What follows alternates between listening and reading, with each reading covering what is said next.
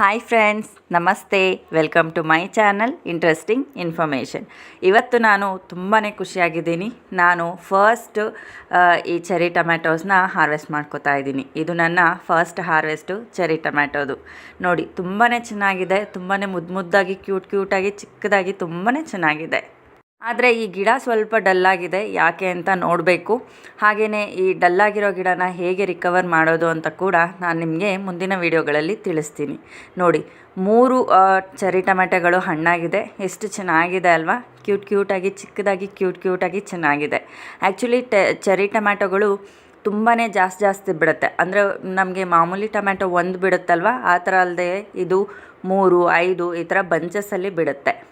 Tomato ಅಂತೂ ನೋಡೋದಕ್ಕೆ cherry ಥರನೇ ಇದೆ. ತುಂಬಾ ಚಿಕ್ಕದಾಗಿ ಕ್ಯೂಟಾಗಿ ಚೆನ್ನಾಗಿದೆ. ನೋಡಿದ್ರೆ ಅಲ್ಲ ಎಷ್ಟು ಚೆನ್ನಾಗಿದೆ. ಸೊ 3 ಟೊಮ್ಯಾಟೋನ ನಾನು ಹಾರ್ವೆಸ್ಟ್ ಮಾಡಿದ್ದೀನಿ. ಇನ್ನೂ ಟೊಮ್ಯಾಟೋಗಳು ಬರ್ತಾ ಇದೆ. ಬಟ್ ಗಿಡ ಸ್ವಲ್ಪ ಡಲ್ ಆಗಿದೆ ಅಂತ ಹೇಳಿದೆ ಅಲ್ವಾ, ಅದನ್ನು ಕೂಡ ರಿಕವರ್ ಮಾಡ್ತೀನಿ. ನಿಮಗೆ ಕೂಡ ತಿಳಿಸ್ತೀನಿ ಹೇಗೆ ರಿಕವರ್ ಮಾಡೋದು ಅಂತ. ಆ್ಯಕ್ಚುಲಿ ಇದು ಫಸ್ಟ್ ಚೆರಿ ಟೊಮ್ಯಾಟೊ ಆಗಿರೋದ್ರಿಂದ ನಾನು ಇದರಲ್ಲಿ ಸೀಡ್ಸ್ನ ಕಲೆಕ್ಟ್ ಮಾಡೋಣ ಅನ್ನೋ ಉದ್ದೇಶದಿಂದ ಈ ಚೆರಿ ಟೊಮ್ಯಾಟೋಯಿಂದ ಸೀಡ್ಸ್ನ ಕಲೆಕ್ಟ್ ಮಾಡ್ತಾ ಇದ್ದೀನಿ. ಹಾಗೆಯೇ ಈ ಸೀಡ್ಸ್ ಎಲ್ಲದನ್ನು ಕೂಡ ನಾನು ನೆಕ್ಸ್ಟ್ ಗಿವ್ ಅವೇಲಿ ನಿಮ್ಮೆಲ್ರಿಗೂ ಕೂಡ ಡಿಸ್ಟ್ರಿಬ್ಯೂಟ್ ಮಾಡ್ತೀನಿ. ಈಗ ಸೀಡ್ಸ್ ಹೇಗೆ ಕಲೆಕ್ಟ್ ಮಾಡ್ತಿದ್ದೀನಿ ಅಂತ ತೋರಿಸ್ತಾ ಇದ್ದೀನಿ. ನೋಡಿ, ಕಟ್ ಮಾಡಾದಮೇಲೆ ಒಳಗಡೆ ನಿಮಗೆ ಕಾಣಿಸ್ತಾ ಇದೆಯಾ, ತುಂಬಾ ಸೀಡ್ಸ್ ಇದೆ. ಈ ಒಂದು ಟೊಮ್ಯಾಟೋಯಿಂದನೇ ನಾನು ತುಂಬಾ ಸೀಡ್ಸ್ನ ಕಲೆಕ್ಟ್ ಮಾಡಿದ್ದೀನಿ. ಆ್ಯಕ್ಚುಲಿ ನಾವು ಹೀಗೆ ಯಾವುದಾದ್ರೂ ಸೀಡ್ಸ್ನ ಕಲೆಕ್ಟ್ ಮಾಡಬೇಕು ಅಂದರೆ ಟೊಮ್ಯಾಟೊ ಅಥವಾ ಬದನೆಕಾಯಿ ಸೀಡ್ಸ್ ಈ ಥರ ಯಾವುದಾದ್ರೂ ಸೀಡ್ಸ್ನ ಕಲೆಕ್ಟ್ ಮಾಡಬೇಕು ಅಂದರೆ ಹೀಗೆ ಕಲೆಕ್ಟ್ ಮಾಡಾದಮೇಲೆ ಒಂದು ಪೇಪರ್ ಮೇಲೆ ಹಾಕಿ ಚೆನ್ನಾಗಿ ಆರೋಕ್ಕೆ ಬಿಡಬೇಕು. ಹೀಗೆ ಆರಿದ್ಮೇಲೆ ನಾವು ಅದನ್ನು ಬೇರೆ ಕಂಟೈನರಲ್ಲಿ ಸ್ಟೋರ್ ಮಾಡಿ ಇಟ್ಕೋಬೋದು. ಇದನ್ನು ಅಟ್ಲೀಸ್ಟ್ ಅಂದರೂ ಒಂದು 2 ಇಂದ 3 ಡೇಸ್ ತನಕ ನಾವು ಚೆನ್ನಾಗಿ ಒಣಗಿಸ್ಬೇಕು. ಹಾಗಂತ ಬಿಸಿಲಲ್ಲಿ ಒಣಗಿಸ್ಬಾರ್ದು, ನೆರಳಲ್ಲೇ ಇದನ್ನು ಚೆನ್ನಾಗಿ ಒಣಗಿಸ್ಕೋಬೇಕು. ನಾನಿಲ್ಲಿ ಇದನ್ನು ಒಂದು ವೈಟ್ ಶೀಟ್ ಮೇಲೆ ಈ ಎಲ್ಲ ಸೀಡ್ಸ್ನ ಹಾಕ್ಕೋತಾ ಇದ್ದೀನಿ. ಸೀಡ್ಸ್ ಕೂಡ ನೋಡ್ತಾ ಇದ್ದೀರಲ್ಲ, ನಮ್ಮ ಮಾಮೂಲಿ ಟೊಮ್ಯಾಟೋಗಿಂತ ಈ ಸೀಡ್ಸು ತುಂಬಾ ಚಿಕ್ಕದಾಗಿದೆ. ಹಾಗೆಯೇ ಈ ಟೊಮ್ಯಾಟೊ ಕೂಡ ತುಂಬಾ ಕ್ಯೂಟಾಗಿದೆ. ಹಾಗೆ ತಿಂದರೂ ಕೂಡ ನೋಡಿದೆ, ಟೇಸ್ಟು ಕೂಡ ತುಂಬಾ ಚೆನ್ನಾಗಿದೆ.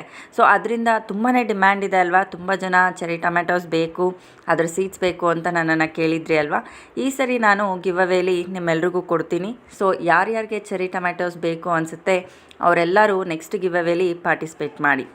ಹಾಗೆ ಇನ್ನೊಂದು ಮುಖ್ಯವಾದ ಸಂಗತಿ ಏನು ಅಂತ ಅಂದರೆ, ತುಂಬಾ ಜನ ಸಬ್ಸ್ಕ್ರೈಬ್ ಮಾಡ್ಕೊಂಡಿದ್ದೀರಾ, ಬಟ್ ಯಾರೂ ಸರಿಯಾಗಿ ವೀಡಿಯೋಸ್ ನೋಡ್ತಿಲ್ಲ. ಪ್ಲೀಸ್ ವೀಡಿಯೋಸ್ನ ತಪ್ಪದೇ ಸ್ಕಿಪ್ ಮಾಡದೆ ನೋಡಿ, ಪ್ರತಿದಿನ ನೋಡಿ. ಯಾಕಂದರೆ ನಾನು ಗಿವ್ ಅವೇಸ್ನ ಅನೌನ್ಸ್ ಮಾಡ್ತೀನಿ. ಯಾವುದೇ ವೀಡಿಯೋದಲ್ಲಿ ಮಧ್ಯ ಕೂಡ ನಾನು ಗಿವ್ ಅವೇನ ಅನೌನ್ಸ್ ಮಾಡೋ ಚಾನ್ಸಸ್ ಇರುತ್ತೆ. ಸೊ ಎಲ್ಲರೂ ಎಲ್ಲ ವೀಡಿಯೋಸ್ನ ನೋಡ್ತಾ ಇರಿ. ಡೈಲಿ ವೀಡಿಯೋಸ್ನ ಮಿಸ್ ಮಾಡದೆ ನೋಡಿ. ಹಾಗೆಯೇ ಪ್ಲೀಸ್ ಯಾರ್ಯಾರು ನನ್ನ ವೀಡಿಯೋಸ್ನ ನೋಡಿರ್ತೀರಾ ಒಂದು ಲೈಕ್ ಮಾಡಿ. ಹಾಗೆ ನಿಮ್ಮ ಅಭಿಪ್ರಾಯನ ಕಮೆಂಟ್ ಮಾಡಿ ತಿಳಿಸಿ. ಯಾಕಂದರೆ ತುಂಬ ಜನ ಸಬ್ಸ್ಕ್ರೈಬ್ ಮಾಡ್ಕೊಂಡಿದ್ದೀರಾ.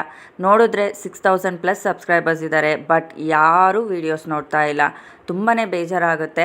ಸೊ ಪ್ಲೀಸ್ ಫ್ರೆಂಡ್ಸ್, ಯಾರ್ಯಾರು ಸಬ್ಸ್ಕ್ರೈಬ್ ಮಾಡ್ಕೊಂಡಿದ್ದೀರಾ ಪ್ಲೀಸ್ ವೀಡಿಯೋಸ್ ನೋಡಿ. ಇಲ್ಲ ನೀವು ವೀಡಿಯೋಸ್ ನೋಡೋಕ್ಕಾಗಲ್ಲ ಅನ್ನೋದಾದರೆ ಅನ್ಸಬ್ಸ್ಕ್ರೈಬ್ ಆದರೂ ಮಾಡ್ಕೊಳ್ಳಿ. ಯಾಕಂದರೆ ಇದು ಚಾನಲ್ನ ಪ್ರೆಸ್ಟೇಜ್ ವಿಷಯ ಕೂಡ. ಯಾಕಂದರೆ 6000 ಸಬ್ಸ್ಕ್ರೈಬರ್ಸ್ ಇದ್ದು ಬರೀ 100 ಆ ಥರ ವ್ಯೂಸ್ ಬಂದರೆ ಚೆನ್ನಾಗಿರಲ್ಲ ಅಲ್ವಾ. ಸೊ ನೋಡಿ, ನಾನು ಚೆರಿ ಟೊಮ್ಯಾಟೊ ಸೀಡ್ಸ್ನ ನಿಮಗಾಗಿ ಸೇವ್ ಮಾಡಿದ್ದೀನಿ. ಹೀಗೆ ನಾನು ಸೇವ್ ಮಾಡಿರೋವಂಥ ಚೆರಿ ಟೊಮ್ಯಾಟೊ ಸೀಡ್ಸ್ನ ನಿಮ್ಮೆಲ್ರಿಗೂ ಖಂಡಿತ ಡಿಸ್ಟ್ರಿಬ್ಯೂಟ್ ಮಾಡ್ತೀನಿ. ನನ್ನ ವೀಡಿಯೋಸ್ನ ತಪ್ಪದೇ ನೋಡ್ತಾ ಇರಿ. ಯಾರ್ಯಾರು ನನ್ನನ್ನು ರೆಗ್ಯುಲರಾಗಿ ಫಾಲೋ ಮಾಡ್ತಾರೆ, ರೆಗ್ಯುಲರಾಗಿ ಕಮೆಂಟ್ಸ್ ಮಾಡ್ತಾರೆ, ಅಂಥವ್ರನ್ನೇ ನಾನು ಗಿವ್ ಅವೇಲಿ ಪಿಕ್ ಮಾಡೋ ಚಾನ್ಸಸ್ ಇರುತ್ತೆ. ಸೊ ನಿಮಗೆ ಈ ವಿಡಿಯೋ ಇಷ್ಟ ಆಗುತ್ತೆ ಅಂದ್ಕೊಂಡಿದ್ದೀನಿ. ಇಷ್ಟ ಆದರೆ ಲೈಕ್ ಮಾಡಿ, ಶೇರ್ ಮಾಡಿ.